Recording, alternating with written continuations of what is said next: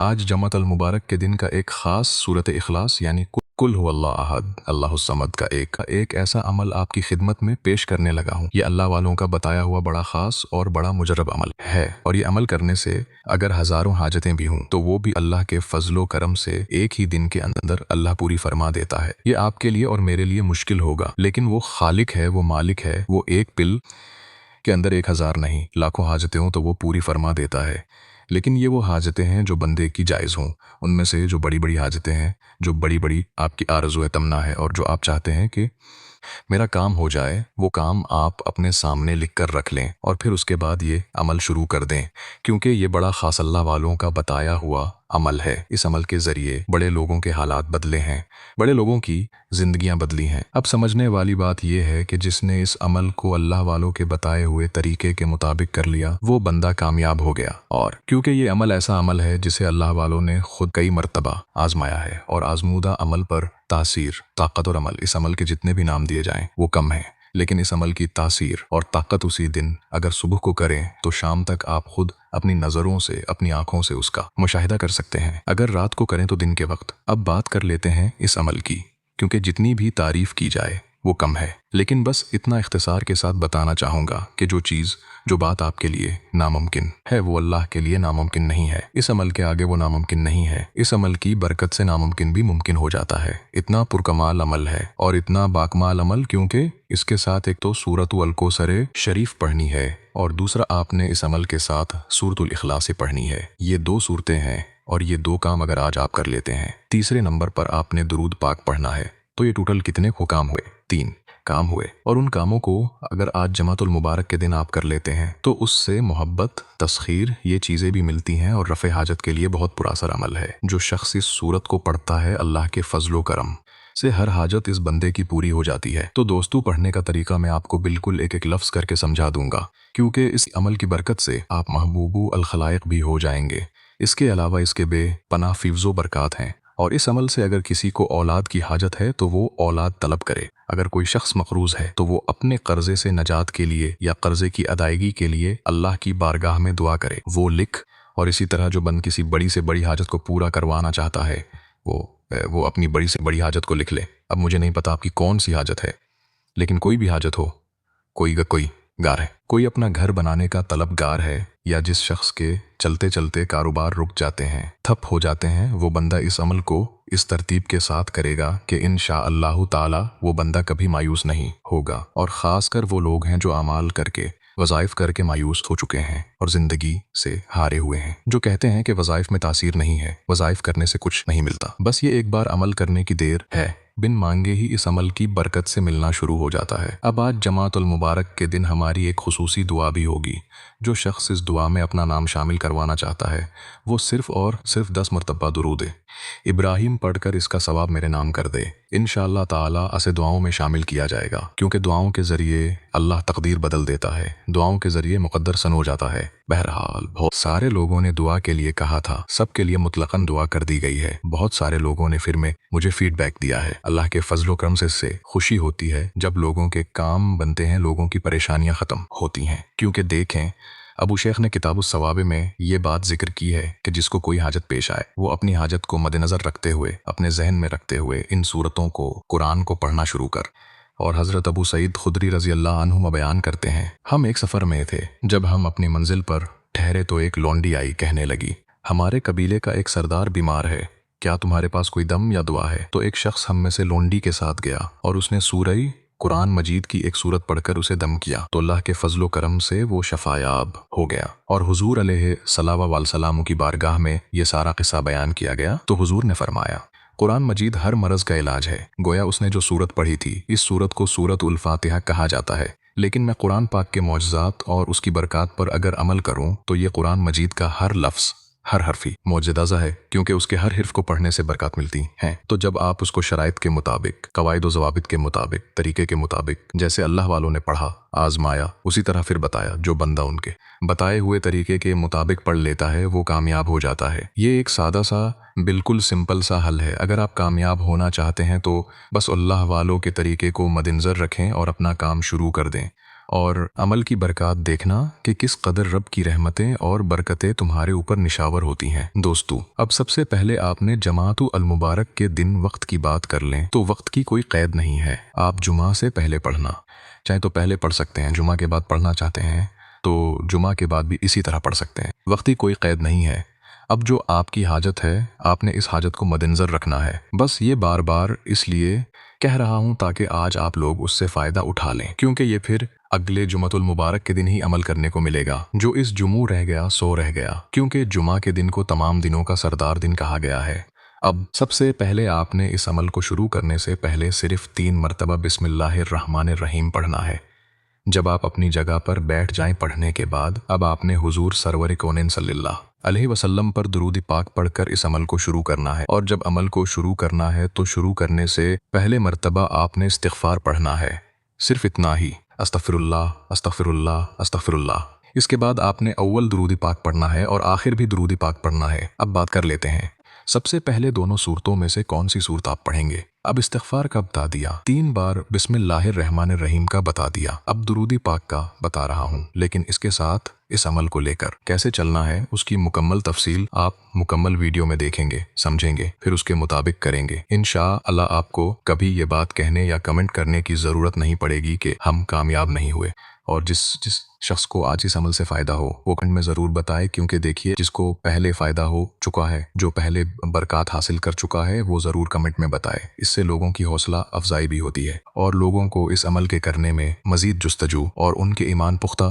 اور کامل یقین ہو جاتا ہے۔ تو جب یقین کامل کے ساتھ کوئی بھی بندہ قرآن کو پڑھتا ہے تو اللہ کے فضل و کرم سے اللہ کی خوب رحمتیں اور برکتیں اس پر برسنا شروع ہو جاتی ہیں۔ اب آپ نے سب سے پہلے درود پاک پڑھنا ہے۔ اللہم صلی علی محمد وعلی آل محمد کما صلیت علی ابراہیم وعلی آل ابراہیم انک حمید مجید۔ اللہم بارک علی محمد وعلی آل محمد کما بارکت علی ابراہیم وعلی آل ابراہیم انک حمید مجید۔ تو اس کے بعد اس کی تعداد آج آپ نے رکھنی ہے، یعنی 7 مرتبہ آپ نے یہ درود پاک پڑھنا ہے، جسے درود ابراہیم کہا جاتا ہے۔ اور یہ مہینہ بھی آپ کو پتہ ہے ذو الحجہ کا مہینہ ہے۔ اس میں حضرت ابراہیم علیہ السلام نے اپنے بیٹے حضرت اسماعیل علیہ السلام کی قربانی اللہ کے راستے میں قربان کرنا چاہیے، اللہ کے حکم سے، اللہ کی عظمت کے لیے۔ تو اس لیے دوست یہ نسبت حضرت ابراہیم علیہ السلام کے ساتھ ہے، تو آپ وہی درود پاک پڑھیں گے جو حضرت ابراہیم علیہ السلام نے حضور کی امت کو معراج کے موقع پر یہ تحفہ بھیجا تھا دعا کا۔ تو آج ہم یہ درود پاک پڑھیں گے مرتبہ، اور پھر ہم پڑھیں گے بسم اللہ الرحمن الرحیم، قل هو اللہ احد اللہ الصمد لم یلد ولم یولد ولم یکن لہ کفوا احد۔ یہ سورۃ الاخلاص پڑھیں گے، اور آپ دیکھیں سورۃ اخلاص کے بارے میں حضرت سیدنا علی المرتضی رضی اللہ تعالی عنہ کے کئی اقوال موجود ہیں۔ تو دوستو ان اقوال میں سے 1-2 طریقہ کار میں آپ کو سمجھا دینا چاہتا ہوں۔ تو جس شخص کو ان میں سے کوئی بھی مشکل آ جائے، کوئی بھی حاجت لائق ہوتی ہے، وہ بندہ پڑھے اسی حساب سے، تو فوراً اس کی حاجت پوری ہو جاتی ہے۔ اب میں نے سب سے پہلے آپ کو یہ بات واضح کی کہ استغفار پڑھا، استغفار کے بعد آپ نے سب سے پہلے بسم اللہ الرحمن الرحیم، استغفار، اس کے بعد درود پاک، اس کے بعد آپ نے سورۃ الاخلاص شریف کو پڑھنا ہے۔ اب آپ نے جب یہ عمل مکمل کر لینا ہے تو عمل مکمل کر کے آپ نے سورۃ الاخلاص شریف یعنی قل ھو والی اس ایک سورت کو صرف لکھنا ہے اور لکھ کر اپنے پاس رکھ لینا ہے۔ اس کی برکات کیا نصیب ہوں گی، اگر کوئی بھی دشمن ہوگا آپ کا تو وہ مسخر ہو جائے گا، یعنی وہ آپ سے محبت کرنے لگ جائے گا۔ یہ لکھی ہوئی سورت جب تک آپ کے پاس رہے گی، نہ آپ کے گھر سے مال و دولت ختم ہوگا، نہ آپ کی جیب سے دولت ختم ہوگی۔ اور یہ بات میں نہیں کہہ رہا، یہ اللہ والے بتاتے ہیں کہ اس کو اپنی جیب میں رکھنا، لیکن یہ لکھنی کب ہے؟ جمعۃ المبارک کے دن، اس کے علاوہ نہیں۔ اب آپ اس جمعہ یہ عمل نہیں کر سکے تو اگلے جمعۃ المبارک کے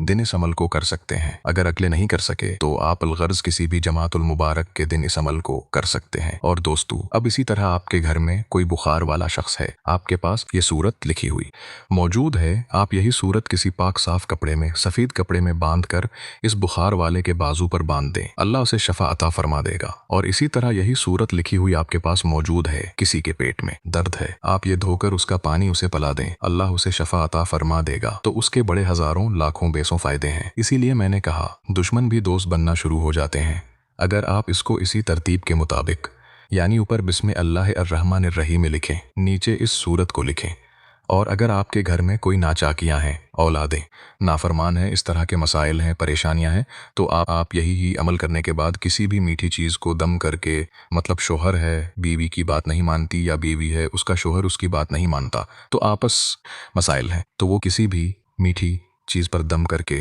شوہر ہے تو بیوی کو کھلا دے، بیوی کر رہی ہے شوہر کو وہ کھلا ہو دے، یا دونوں مل کر کھا سکتے ہیں، تو دونوں میں اتنا اتفاق اور محبت پیدا ہو جاتا ہے کہ سارے لڑائی جھگڑے اور نفرتیں فوراً ختم ہو جاتی ہیں، ہر کوئی مہربان ہو جاتا ہے۔ یہی اتنا کمال کا ہے، اور یہی اگر آپ کے پاس ہے تو آپ ابلیس کے مکر و فریب سے بھی محفوظ ہو جائیں گے۔ تو دوستو، اس صورت کے اتنے زیادہ فیوز و برکات ہیں، پھر اس سے کوئی بھی شخص آج محروم نہ رہے، تو جو شخص اس عمل کو کرے گا انشاءاللہ تعالی مالا مال ہو جائے گا۔ میں آپ کو بتا دینا چاہتا ہوں کہ جب آپ یہ عمل مکمل کر لیں، یعنی آپ نے یہ سورۃ الاخلاص شریف، جو قرآن مجید کی بالکل مختصر سی سورت ہے جس کی صرف 4 آیات ہیں، اس کو جیسے پڑھنے کا طریقہ بتایا اسی کے مطابق پڑھنا ہے، اور ہر بار بسم اللہ الرحمن الرحیم کے ساتھ اس سورت کو پڑھنا ہے، اور آپ نے 3 تسبیح یعنی 300 بار اس سورت کو پڑھنا ہے۔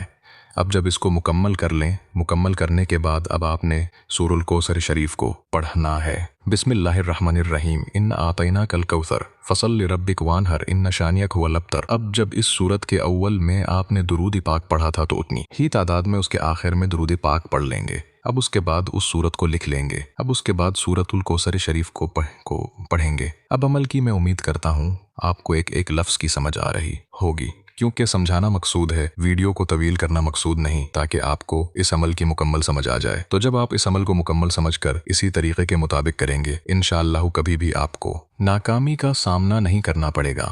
آپ کو یہ بات نہیں دہرانی پڑے گی کہ مجھے وظیفے سے فائدہ نہیں ہوا۔ میں کہہ رہا ہوں، 1000 حاجتیں بھی اگر طلب کریں گے، میں نے سب سے پہلے بتا دیا کہ اپنی بڑی بڑی حاجتیں لکھ کر اپنے سامنے رکھ لیں، ان کو پہلے بولیں، باری باری تالو، یہ میرا مقصد ہے اور میں اس کے لیے تیرا ذکر کرنے لگا ہوں، قرآن کی تلاوت کرنے لگا ہوں، تو اس کی برکت سے میرا فلاں مقصد پورا فرما دے۔ اور جو آپ نے پہلے الفاظ پہلے شروع میں لکھ کر رکھے، وہی آپ نے آخر میں بھی بولنے ہیں شروع میں، یعنی شروع میں نیت کر لی آپ نے، تو انما الاعمال بالنیات، تمام اعمال کا دار و مدار کس چیز پر ہے؟ نیتوں پر۔ اگر ہم نماز کے لیے نیت نہیں کریں گے تو کیا ہماری نماز ہو جائے گی؟ نہیں ہوگی۔ نماز کے لیے نیت شرط ہے۔ اسی طرح جب وظیفہ کرتے ہیں، یہیں سے لوگ مار کھاتے ہیں، وہ لوگ بعد میں یہ بات کہتے ہیں، ہم نے اعمال کیے، وظائف کیے، فائدہ نہیں ہوا، تو اصل وجہ اور اصل مسٹیک یہی ہوتی ہے کہ وہ نیت نہیں کرتے، مقصد لکھ کر پاس نہیں رکھتے۔ پھر جب وظیفہ کرتے ہیں، سو خیالات ان کے دماغ سے گزر رہے ہوتے ہیں، سو پریشانیاں ان کے دماغ سے گزر رہی ہوتی ہیں، سو وسوسوں کا شکار ہو رہے ہوتے ہیں، جو شیطانی خیالات، ناپاک خیالات گزر رہے ہوتے ہیں۔ تو پھر بتائیے مجھے، اگر کسی بادشاہ کے سامنے جائیں، کسی بڑے شخص کے پاس جائیں، تو آپ اگر ایسے ارادے کے ساتھ جائیں گے یا اپنی زبان پر ایسے کلمات ادا کریں گے یا جلدی اس کا نام لیں گے، تو کیا وہ خوش ہوگا؟ ہرگز خوش نہیں ہوگا۔ جب آپ اچھے طریقے کے ساتھ، ادب کے ساتھ، محبت کے ساتھ بیٹھ کر کریں گے، تو اللہ کی بارگاہ جو سب سے بڑی ذات ہے اس کے سامنے بیٹھنا ہے، تو ہمیں کیسے بیٹھنا ہے؟ ادب کے ساتھ، محبت کے ساتھ، پھر انشاءاللہ خالی نہیں لوٹیں گے۔